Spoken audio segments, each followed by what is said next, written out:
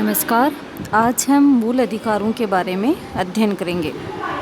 भारतीय संविधान के भाग 3 के अनुच्छेद 12 से 30 तक तथा अनुच्छेद 32 से 35 तक मूल अधिकारों का विस्तृत विवेचन किया गया है। विश्व के अन्य संविधानों में अपने नागरिकों के लिए उल्लेखित नागरिक अधिकार पत्रों की तुलना में भारतीय संविधान के भाग 3 में मौलिक अधिकारों का विस्तृत रूप से उल्लेख किया गया है। इसलिए संविधान के भाग 3 को भारत का अधिकार पत्र अथवा मैग्ना कार्टा कहा जाता है।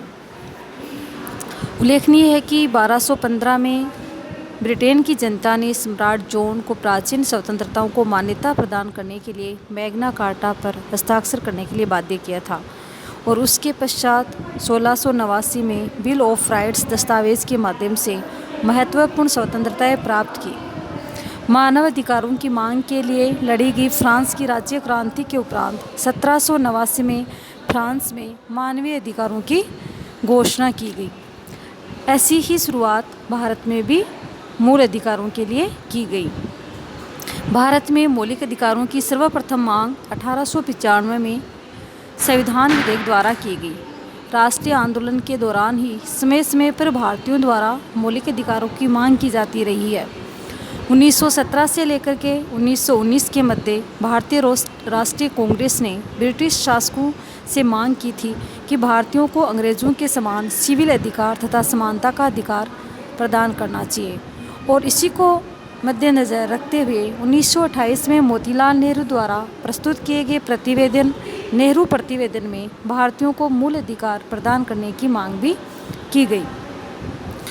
वर्तमान में भारतीय संविधान द्वारा भारतीय नागरिकों को 6 मूल अधिकार प्रदान किए गए हैं। हालांकि प्रारंभ में 7 मूल अधिकार प्रदान किए गए थे। 7वां मूल अधिकार संपत्ति का जो मूल अधिकार था, जिसका उल्लेख संविधान के अनुच्छेद 31 में किया गया था, उसको हटा दिया गया है 44वें संविधान संशोधन द्वारा और संपत्ति का जो मूल अधिकार था उसको विधिक अधिकार बना दिया गया है। अब हम बात करते हैं मौलिक अधिकारों के वर्गीकरण की। भारतीय नागरिकों को भारतीय संविधान द्वारा मुख्य रूप से 6 मूल अधिकार प्रदान किए गए हैं। सबसे पहला जो मूल अधिकार है वह है समानता का अधिकार, जिसका उल्लेख भारतीय संविधान के अनुच्छेद 14 से लेकर 18 तक किया गया है। दूसरा जो मूल अधिकार है वह है स्वतंत्रता का अधिकार, जो कि अनुच्छेद 19 से 22 तक उसका उल्लेख किया गया है। तीसरा जो मूल अधिकार है शोषण के विरुद्ध अधिकार, उसका उल्लेख अनुच्छेद 23 और 24 में किया गया है। धर्म की स्वतंत्रता का अधिकार, जिसका उल्लेख अनुच्छेद 25 से 28 तक किया गया है। संस्कृति और शिक्षा का अधिकार, जो कि अनुच्छेद 29 और 30 में उसका उल्लेख किया गया है। और अंतिम जो कि अनुच्छेद 32, जिसमें संवैधानिक उपचारों का अधिकार, उसका उल्लेख किया गया है। तो हम ये देखते हैं कि भारतीय संविधान द्वारा भारतीय नागरिकों को मुख्य रूप से 6 मूल अधिकार प्रदान किए गए हैं। 7वां जो मूल अधिकार संपत्ति का जो मूल अधिकार है उसको विलोपित कर दिया गया। अब हम बात करते हैं समानता के मूल अधिकार की।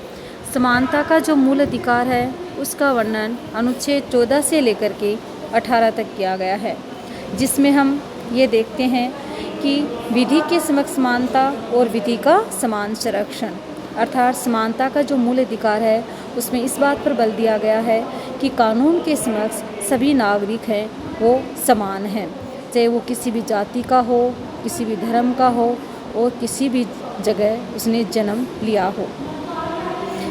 ये लिखा है अनुच्छेद 14 में। अब हम बात करते हैं अनुच्छेद 15, जो कि समानता का अधिकार है, उसके तहत ही आता है, जिसमें धर्म, मूलवंश, जाति, लिंग या जन्म के आधार पर विभेद का प्रतिषेध किया गया है। अर्थात किसी भी व्यक्ति को उसकी जाति, उसके धर्म और लिंग के आधार पर उसके साथ किसी भी प्रकार का कोई भेदभाव नहीं किया जाएगा। अनुच्छेद 16, जो कि लोक नियोजन के विषय से संबंधित है, जिसमें लोक नियोजन के विषय में अवसर की समता पर बल दिया गया है।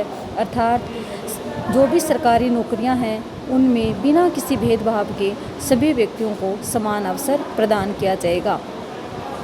अनुच्छेद 17 जिसका संबंध अस्पृश्यता का अंत से है, इसको तब लागू किया गया जब हमारे समाज में अस्पृश्यता अर्थात छुआछूत से संबंधित ये जो कुरीति थी वो निरंतर बढ़ रही थी, उसको ख़त्म करने के लिए 1955 में अस्पृश्यता एक्ट लागू किया गया।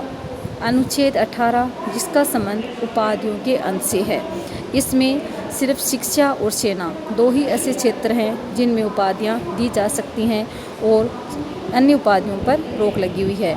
तो हम ये देखते हैं कि समानता का जो अधिकार है उसमें भारत में निवास करने वाले सभी व्यक्ति, चाहे वो किसी भी धर्म का हो, किसी भी जाति का हो या कोई भी उसका लिंग हो या किसी भी जगह वह जन्म स्थान रखता हो, सभी को समान अवसर नौकरियों में और विधि के समक्ष समानता प्रदान की गई है। लेकिन हम ये देखते हैं कि यहाँ कुछ विशेष उपबंध किए गए हैं जो कि स्त्रियों और बच्चों के लिए किए गए हैं। अगर बच्चों और स्त्रियों के लिए कोई योजनाएं बनाई जाती हैं तो वहाँ उनके लिए विशेष प्रावधान किए गए हैं जो कि समानता के अधिकार के विरुद्ध नहीं माने जाएंगे। ऐसे ही अगर अब हम बात करें लोक नियोजन के विषय में अवसर की समानता के संबंध में, तो वहाँ भी नौकरियों में कुछ सामाजिक और शैक्षिक रूप से जो पिछड़े हुए वर्ग हैं ST SC OBC, उनको आरक्षण दिया गया है। इसका मतलब ये नहीं है कि ये समानता के मूल अधिकार के विरुद्ध है।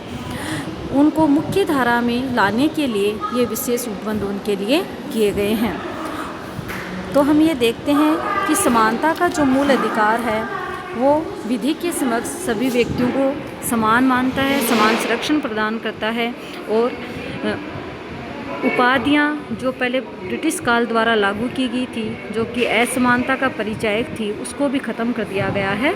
वर्तमान में सिर्फ शिक्षा और सेना दो ही क्षेत्रों में उपाधियाँ प्रदान की गई हैं।